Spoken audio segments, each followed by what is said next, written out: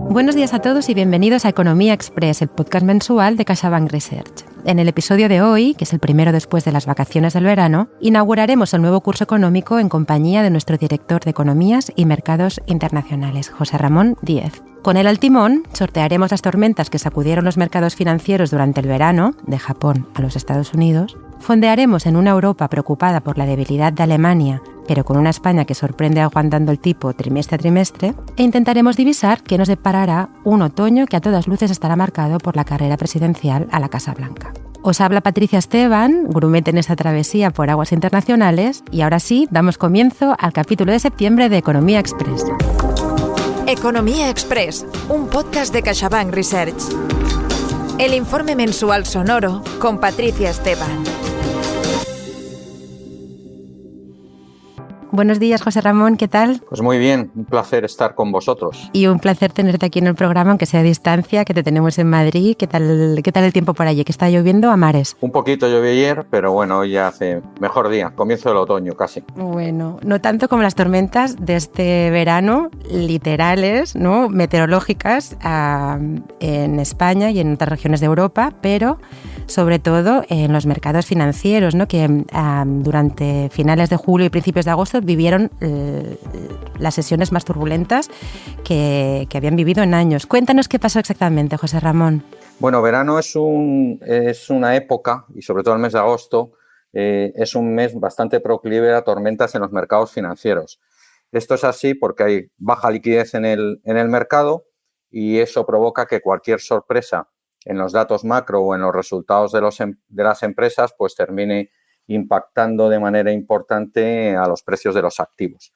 Algo que ocurrió este verano, todo esto empieza por una subida de tipos del Banco Central de Japón, que aprecia el yen, y hay una operativa que han estado realizando los inversores internacionales en los últimos meses que se llama carry trade, que es pedir prestado en yenes por sus bajos tipos de interés para el coste de la financiación e invertir en mercados desarrollados, y esa operativa, una vez que el yen empieza a apreciarse por esa subida de los tipos de interés del Banco de Japón, empieza a tener pérdidas para los inversores y los inversores cierran las posiciones en mercados financieros internacionales, en deuda, en bolsa, etcétera. Ese flujo negativo en un momento dado para la divisa americana, unido a un mal dato de empleo en Estados Unidos y a unos resultados no tan buenos como en trimestres anteriores de las empresas tecnológicas americanas, ¿no?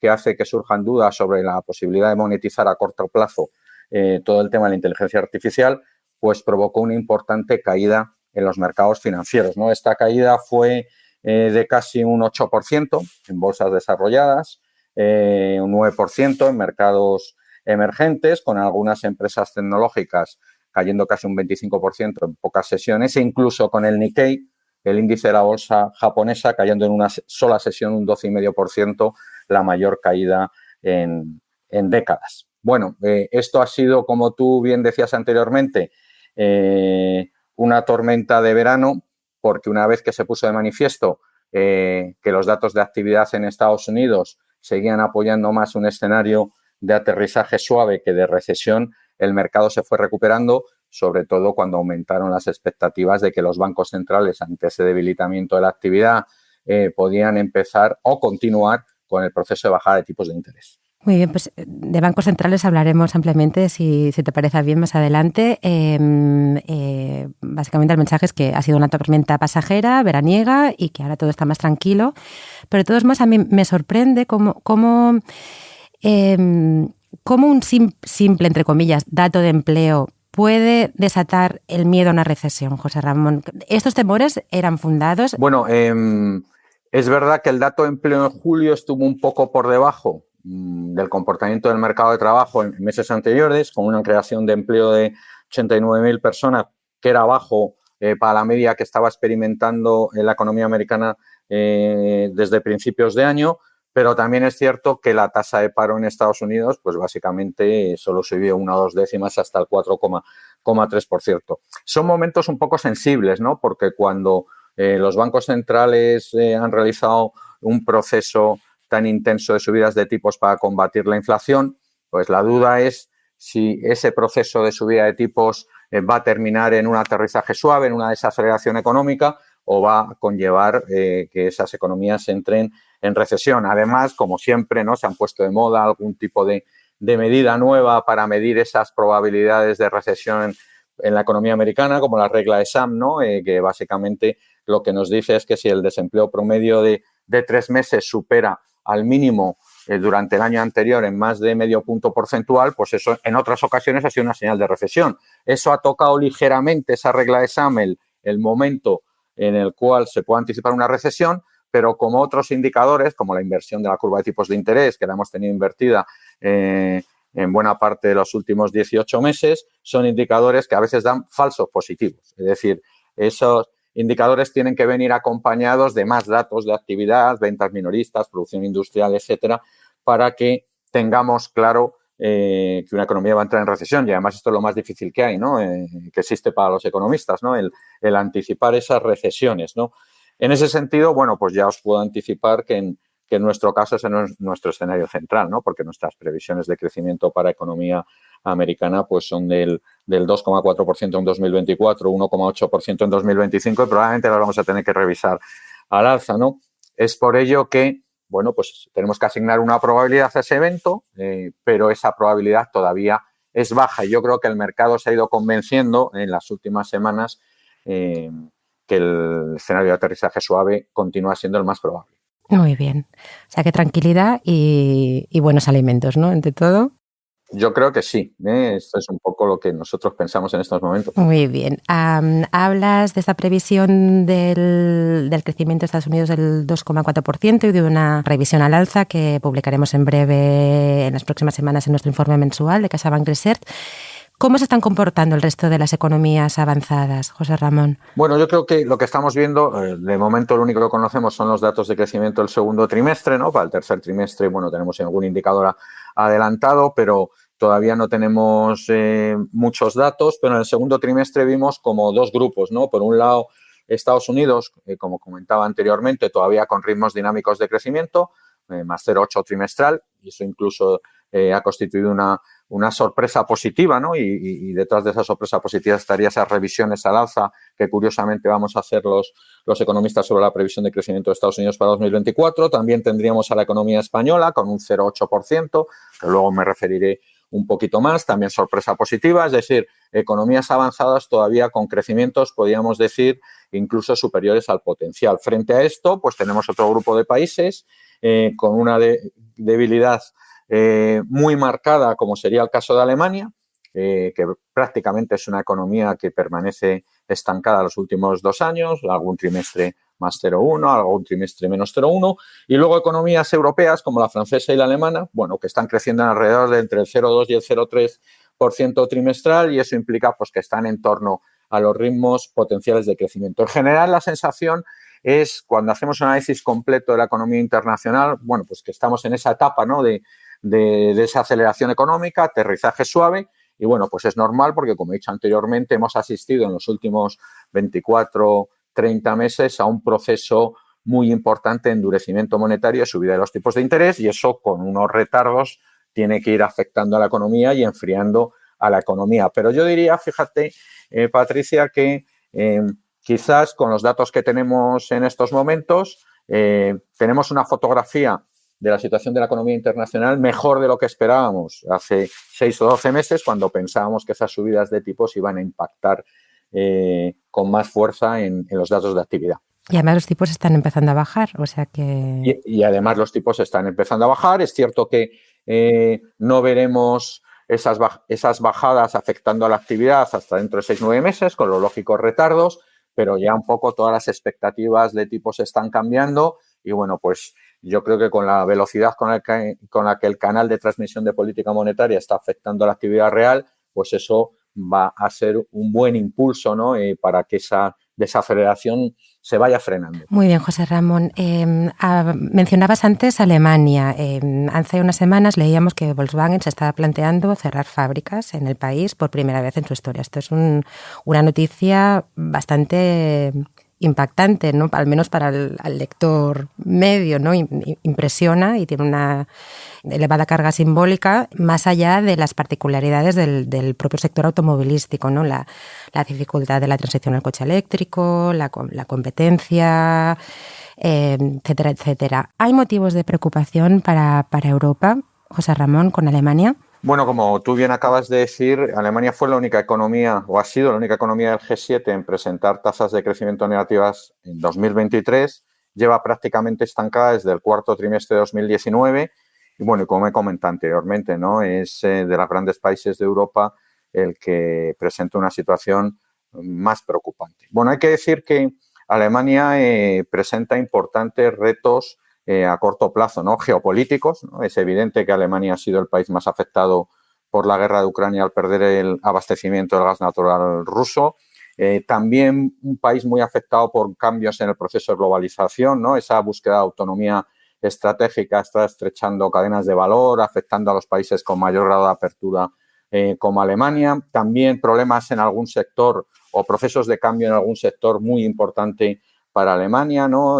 Como puede ser el automóvil y todo el tema del coche eléctrico. Tampoco le viene bien una economía abierta y tradicionalmente muy competitiva. Bueno, pues esa especie de guerra arancelaria, ¿no? Que parece que se empieza a producir, ¿no? Y que teniendo en cuenta el resultado de las elecciones americanas, pues podemos ver que esa intensidad de esos conflictos arancelarios puede aumentar. Escasos niveles de inversión pública. Alemania, aunque parezca mentira, ¿no? Se encuentra a la cola de la Unión Europea en inversión pública, invierte alrededor del 2,7% de PIB, con unos niveles también de ahorro en el país muy elevados que le hacen tener al país un superávit por cuenta corriente muy, muy importante, y eso a veces pues constituye un problema para tus socios, para relaciones con Estados Unidos, etcétera. En general, lo que vemos también para el país son bajos niveles de productividad, que eso también afecta al crecimiento potencial, malas perspectivas demográficas y también, pues, ¿por qué no decirlo, ¿no? Un entorno político complicado, con una coalición de gobierno con visiones contrapuestas de política económica, y todo ello que dificulta pues la toma de decisiones, hacer transformaciones, hacer cambios, ¿no? Entonces, bueno, es un país con muchísimos retos, pero también hay que decirlo, ¿no? Es un país con muchas fortalezas, ¿no? Tiene una política fiscal muy saneada, una situación fiscal mucho mejor que el resto de socios de la Unión Económica y Monetaria y, por tanto, con una capacidad o unos grados de libertad por ese lado muy importantes. Bueno, pues tiene el bono alemán, ¿no? La estabilidad económica que da esa baja inflación, esos bajos niveles de déficit público, de deuda pública, pues hacen que su bono sea referencia y que no vaya a tener ningún problema para financiarse a bajos tipos de interés en caso de que sea necesario, ¿no? Un entorno europeo también favorable para acometer esa transformación, ¿no?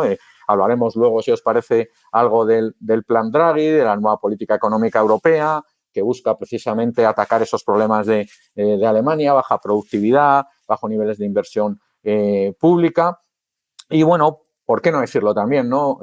Alemania ha mostrado en otros momentos de dificultades, ¿no? Como a principios de este siglo, una elevada capacidad de respuesta a desafíos económicos, y entonces lo hicieron, ¿no? Con toda la agenda de Schröder, etcétera, hicieron los cambios necesarios, ¿no? Entonces, bueno, yo diría como conclusión que el país necesita implementar una agenda de reformas económicas ambiciosa, pero tanto el entorno europeo como la favorable situación fiscal o la flexibilidad demostrada por el país en otras ocasiones, pues nos permiten ser moderadamente optimistas, aunque evidentemente vamos a seguir el tema muy de cerca. Muy bien, José Ramón, optimismo ante todo, que a veces es difícil, ¿no? En estos días que vivimos y con todos los mensajes que vamos recibiendo, pues encarar la situación con la actualidad, pues esto con positivismo y con optimismo. Hablabas del informe Draghi, que muy oportunamente se ha presentado también recientemente para analizar los retos de la economía europea.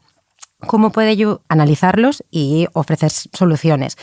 ¿Cómo puede ayudar este diagnóstico y las medidas propuestas en el informe Draghi a superar los retos de la industria alemana, en este caso, que como comentamos, y europea en general, y de la baja productividad que sabemos que es uno de los lastres de la economía europea? Bueno, me parece que es un informe muy interesante, ¿no? Que refleja muy bien los problemas a los que se enfrenta la Unión Europea, ¿no? Esos bajos niveles de crecimiento potencial, esa regular evolución de la renta per cápita en las últimas décadas, e incluye, bajo mi punto de vista, una estrategia de transformación, ¿no? De cambios muy interesantes, que está basada sobre todo en intentar recuperar la productividad a través de un estímulo de la innovación y sobre todo con un eje muy importante que es la política industrial, que incluso en algunas partes del informe se dice que debe prevalecer sobre política comercial o política de la competencia, ¿no? En ese sentido, pues yo creo que el grado de ambición de las propuestas es muy importante, ¿no? Sobre todo las relacionadas con el esfuerzo inversor. Recordamos alguna cifra, ¿no? 800.000 millones anuales, prácticamente un 5% del PIB europeo. Eso en parte se va a financiar o se intentaría financiar con la emisión por fin de ese activo europeo, el eurobono, sin riesgo, también con ideas muy interesantes para el reforzamiento de la gobernanza europea mediante la utilización de mayorías y no de unanimidad para decidir temas importantes, ¿no? Lo que puede dar incluso paso a una Europa de varias velocidades y, como he dicho anteriormente, ¿no? Bajo mi punto de vista, ese renovado protagonismo de la política industrial, pues yo creo que es muy interesante, ¿no? Ese aspecto es clave y también otros aspectos del informe, ¿no? Como puede ser un estímulo de la financiación de la innovación con un reforzamiento del papel del sistema financiero, con el desarrollo de mercado de capitales único, el estímulo del ahorro a largo plazo, fondos de pensiones europeos, impulsa los mercados de titulización. Es decir, en general, yo creo que combina todo el informe acciones horizontales para establecer un buen marco general de actuación para la política económica europea con acciones verticales por sector, bueno, que nos dan un conjunto de recetas muy interesantes, ¿no? Bajo mi punto de vista, la reacción del Banco Central Europeo al documento de la Comisión Europea, ¿no? Con todos los cambios de esta semana, nos hace pensar, bueno, que va a ser un documento que va a permitir afrontar todos estos desafíos de los próximos años, aunque evidentemente también ya hemos empezado a ver algunas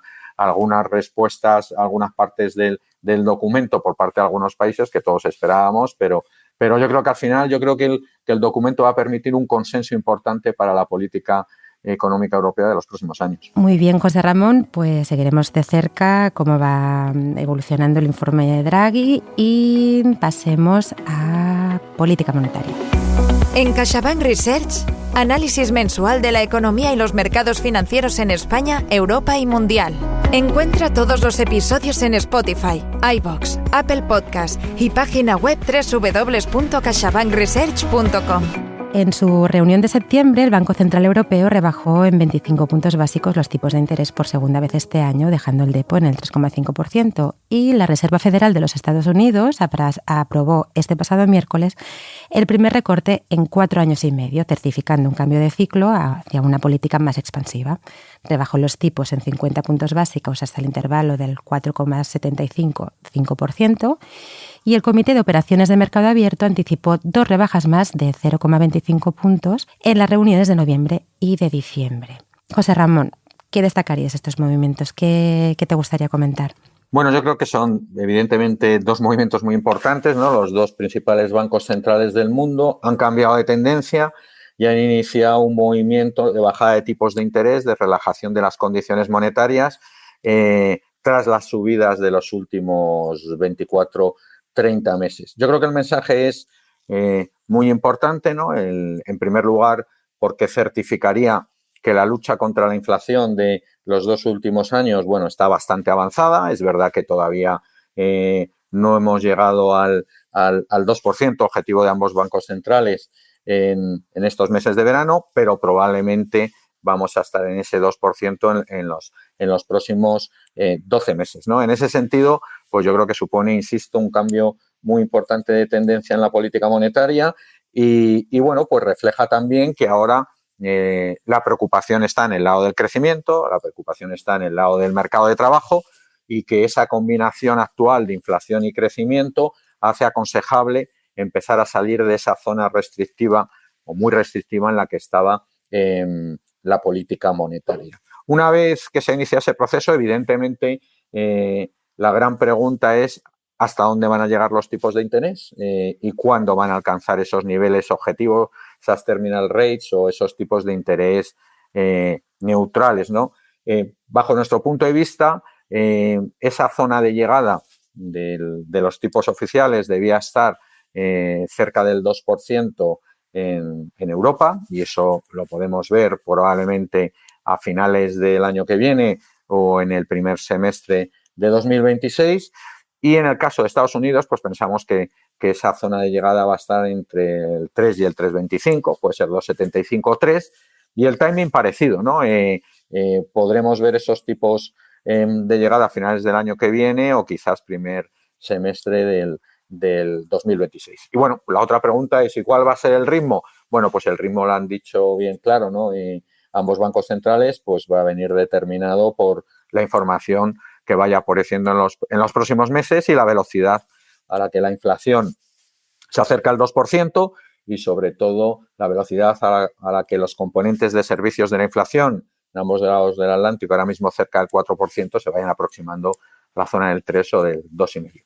Muy bien, otro de los temas importantes, ya dejando un poco de lado la política monetaria, es, como comentábamos al principio, la carrera electoral a la Casa Blanca, ¿no? Nos tiene un poco a todos en vilo. Hemos visto recientemente que los demócratas han tomado impulso, ¿no?, a raíz de la dimisión de Joe Biden y de la posterior entrada en escena de Kamala Harris, pero Trump está escalando posiciones en las encuestas y la intención de voto en los famosos estados bisagra está muy igualada.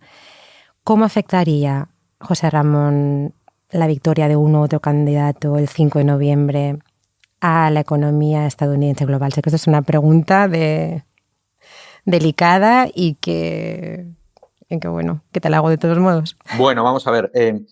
Hay que decir, en primer lugar, que como suele ocurrir últimamente, no hay realmente planes económicos por parte de ambos candidatos muy desarrollados que permitan hacer una valoración muy ajustada, ¿no?, de los efectos que puede tener que gane uno u otro candidato sobre variables como pueden ser crecimiento, inflación, etcétera. Pero bueno, alguna idea sí que podemos tener, ¿no? En primer lugar, bueno, que por el lado fiscal, en ambos casos, vamos a decir que el efecto no va a ser de una consolidación, de un ajuste de un déficit público americano que, por otro lado, parte de niveles muy elevados entre el 6 y el 6,5, ¿no? Por razones diferentes, ¿no? Porque, evidentemente, Trump probablemente va a mantener bajadas de impuestos que ahora tenían que eliminarse o incluso las va a aumentar, y, por otro lado, pues Kamala Harris tiene algunos planes expansivos por el lado del gasto importantes. Sin embargo, también hay que decir que las primeras evaluaciones que hemos visto sobre esos efectos sobre el déficit público pues serían superiores en términos negativos en el caso de que gane Trump o en el caso frente al caso de que la victoria sea de Kamala Harris. Bueno, en cuanto a crecimiento, si la política fiscal va a ser expansiva de un modo o de otro, pues claramente vamos a ver efectos positivos en demanda agregada, ¿no? Probablemente esas medidas pues pueden provocar algo de aceleración de crecimiento en el corto plazo. Me preocupa, sin embargo, si la victoria es de Trump, los efectos que pueda tener esa victoria en el lado de la oferta, ¿no? Sobre todo si hablamos de mercado de trabajo, porque evidentemente Trump ya ha dicho que va a controlar muchísimo más la inmigración, una fuente importante de oferta en el mercado de trabajo americano. Por tanto, en cuanto a inflación, pues yo diría que el efecto puede ser algo más negativo por esa combinación de política económica en el caso de que gane Trump respecto al caso de que gane Kamala Harris, ¿no?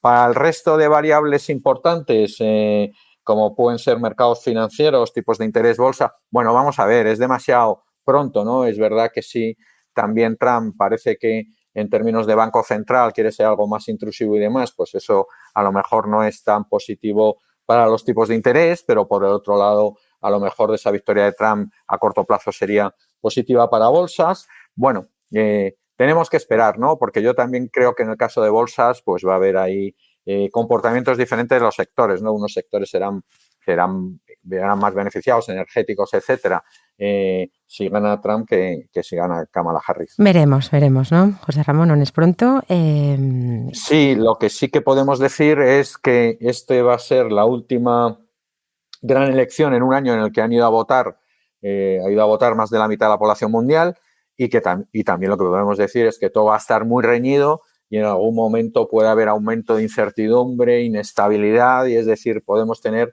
en esos días antes y después de las elecciones algo más de volatilidad en los mercados financieros. Bueno, la incertidumbre, ¿no?, geopolítica a la que estamos bastante no acostumbrados, pero que ya llevamos unos años con sorpresas continuas, ¿no? Nos hemos acostumbrado a convivir con ella, ¿no? Sí, la verdad es que sí. Pues muy bien, José Ramón, pasemos a España, si te parece. Pese a las tormentas financieras del verano, la economía española está igual o incluso mejor de lo que la dejábamos también antes de las vacaciones. El Banco de España acaba de revisar sus proyecciones macroeconómicas para 2024 y ha elevado medio punto el crecimiento del PIB español hasta el 2,8%. En CaixaBank Research, como comentábamos, publicaremos la revisión de nuestro escenario en las próximas semanas.